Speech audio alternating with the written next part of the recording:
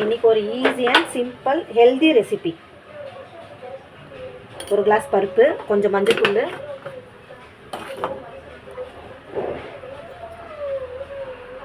ஒரு 4 பல் பூண்டு, ஒரு 4 பச்சை மிளகா, ஒரு 4 பெரிய சைஸ் தக்காளி. இது கொஞ்சம் தக்காளி அதிகமாக தேவைப்படும்.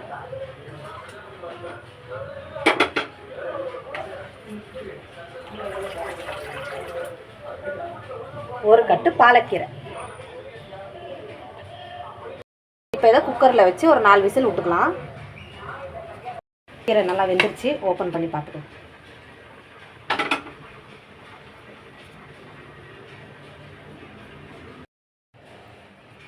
இப்போ எல்லா பருப்பு சட்டிக்கு ட்ரான்ஸ்ஃபர் பண்ணிட்டேன். ஒரு சின்ன அளவு புளி போட்டு இதிலே போட்டு கடைஞ்சிக்கலாம்.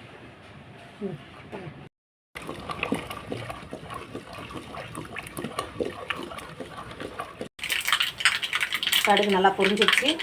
கொஞ்சமாக சீரகம்,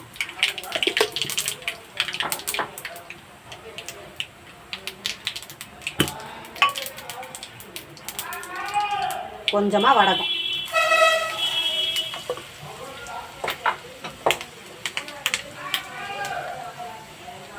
இப்போ வெங்காயம் போட்டுக்கலாம்.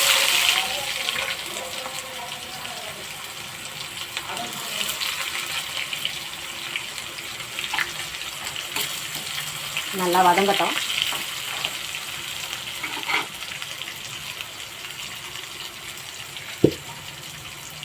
இதுதாங்க ரொம்ப முக்கியம்.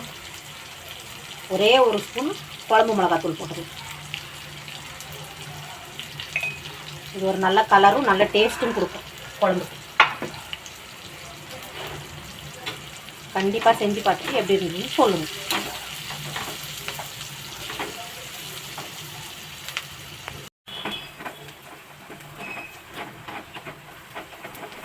நல்லா இந்த அளவுக்கு வதங்கணும்.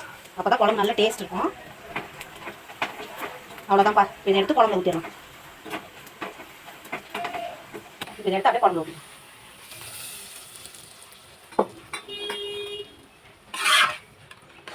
பாருங்க, இந்த அளவுக்கு இருந்தால் போதும். சூடான ரைஸு கொஞ்சமாக ஒரே ஒரு ஸ்பூன் நெய் விட்டு சாப்பிட்டு பாருங்க. செம்ம டேஸ்ட்டாக இருக்கும். இதுக்கு தேவையான அளவு உப்பு போடுவோம்.